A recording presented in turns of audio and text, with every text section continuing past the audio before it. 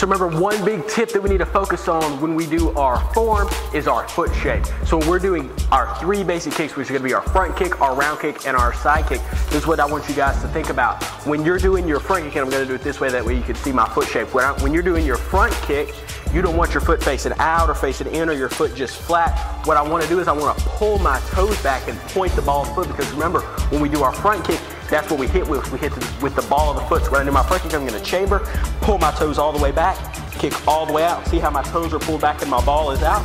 I'm gonna pull it back and set it right back down. And then for our side kick, what I want you guys to think about is I don't want my foot up. So I don't want my foot to be up like this, almost like I'm doing my front kick. I wanna have it leveled out sideways. So I chamber, my foot is facing sideways, I kick all the way out, still sideways, pull it back and it stays sideways the entire time. And the same thing is gonna apply for our round kicks. When we're doing our round kick, we don't want our foot to be up or down. We want it to be completely level when we do our kick.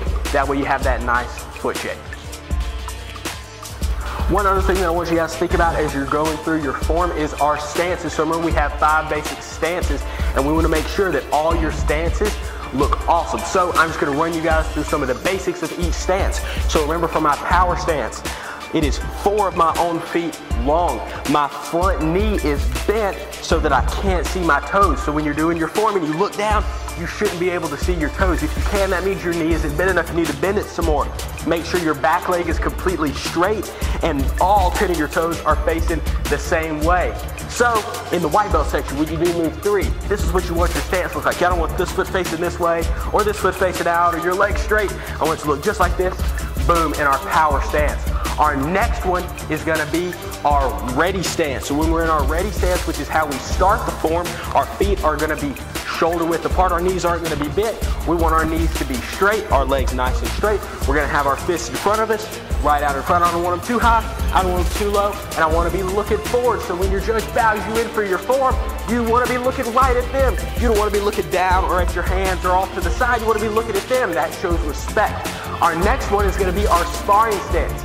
In our sparring stance, our feet make the letter L. It is 3 of my own feet long. My front knee is gonna be bent same way so that I can't see my toes. My back knee is also gonna be bent. So this is where it differs from our power stance. My back foot is turned in opposite direction and my back knee is bent. So both my knees are bent equally and my hands are up in guard. Our next one is gonna be a pretty basic one. It's just gonna be the attention stance. You do this one all the time in class. Remember, our feet are gonna be together, our hands are gonna be open, and by our sides, our back is gonna be up super straight and tall, and we're gonna be looking at the instructor. This is why we call it listening attention stance. Our last one is gonna be our base stance. So our base stance is gonna be double our shoulder width. We don't want it to be the same width as our standing stance or our ready stance. We wanna have it good, nice, and wide. We're gonna have both knees bent, both toes, both sets of toes facing the same direction. Our hands are gonna be up in guard right here. Make sure they don't cover your eyes or they're not too far apart. You wanna be right here in front. All right, we're going to go through a couple tips to look for, like when you're practicing your form at home. Like maybe you video your form, go back and watch it. These are some of the things we look for to take you maybe from like a silver medal form to a gold medal form. All right, let's go right leg in front, power stance. Show me the hug or the low block. So what we want to have is both our elbows up super high and also no gap here. So show me one with a gap. So a lot of kids have like their elbows open or either elbows really down low like this. I want to have them up, think about level. All right, show me a low block from there. Nice. All right, show me one more. It's a big hug and a nice low block. Nice. Now let's go to a base stance. We're going to do the outer form block. So the second block is in the form. So it's going to hug on top and it's going to go outer form block. Boom. All right, show me one more. 2. Nice. Now the next one is going to be a nice hand strike. We're going to do a right nice hand strike. So we're going to hug. So common things on this, same thing. All the hugs, they're going to be very consistent. Our elbows are going to touch like this. What we don't want to have is our hands flat like this. You see this a lot, or they're like wrapped around like this, or like wrapped around the back of the neck. I want to have it up and down and straight. That way at the last second, you can have that wrist twist, which adds a little bit of pop and gives you more power on that strike. All right, 1. All right, hug. 2. Nice. So show me a base stance really quick. So next thing is like the punches. So a lot of times you see people, they punch like all off to the side. Especially, it's really obvious when in the white belt section, you do 2 punches in a row, like you go like over here and then over here. So show me that. Show me like one off to the side, and then one off to the other side. You see that a lot. I want to think about imagine one spot right in front of our nose. We're hitting that same exact spot with both punches. So they're in the same exact spot from there. Same thing on the green belt section. When you turn, you're going to the front. I want them both going in the middle and down my center line instead of like off to the side. And on the side kick, what we're thinking about is like pushing straight forward. A side kick is a straight line technique. So at the camera, you should see the foot go right here towards the camera. What I don't want to have is come around from the side. That's going to be like a round kick. So show me a side kick straight towards the camera. So I'm going to pull it in, straight out, bam. Show me one more. All right, now from that same spot, you show me a sparring stance, and we'll do a same leg. Show me the round kick. So you're going to see the round kick, and my knee's going to point. All right, show me one more of those.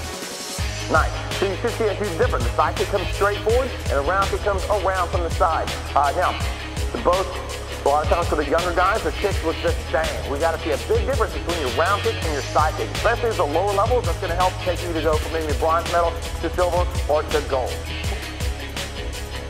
One quick thing we also want to talk about, especially for judging and competing. So, a lot of people just love to see high kicks. I want to think about seeing a high kick with great technique. High kick with bad technique should not be like a medium high kick with great technique. Now, if you have a high kick with great technique, that should be a medium level kick with great technique, because that's just like added like bonus. So we're going to show you like first it's going to be like a bad round kick, like where you throw it up there kind of high. So back leg round kick where they're trying to kick it as high as they can, and they don't have control. They just kind of flip it up there. Now we're going to try to look at a round kick with a good chamber and a good retraction. Nice. You should see a big difference there. And as a competitor, I want to get to where I can do the high round kick with a great chamber and a great retraction. If you can't retract as high as you can kick, you need to lower your kick. You need to be able to kick and retract on the same level. That's going to help your form look a lot better. Now, if you can do straight up kicks with great retraction, that's going to definitely get you some bonus points with all the judges. But I don't want to kick straight up without having a chamber or without having a retraction. One other thing that I want you guys to think about in your form is head turn. As judges, we look at this one a lot at your testing and also at tournaments. And there's no better way to see how good somebody's head turn is than by looking at the first 3 moves of the form. So we start out in our ready stance. As soon as we get ready to do move 1, boom, my head turns, and then I turn to do move 1. Now it's time for move 2. Step together, boom, my head turns this way. Turn for move 2. Now my head turns again, move 3. Step forward and move 3. So that's what I want to see. I don't want to see you look over here and then do your move and then kind of turn your head. I want to see head turn, move, head turn, move. That's what I want to see at testing and at tournaments. One big thing that judges look for at testing, tournaments, and that us as instructors look at in class is your pivoting of your back foot. If you don't know what that means, it's really simple. That means when you're doing your form, when you're sparring, or we're just doing kicks in the air on the bag. In class, when you're in your sparring stance, I want to make sure that I don't kick with my back leg staying in the same position.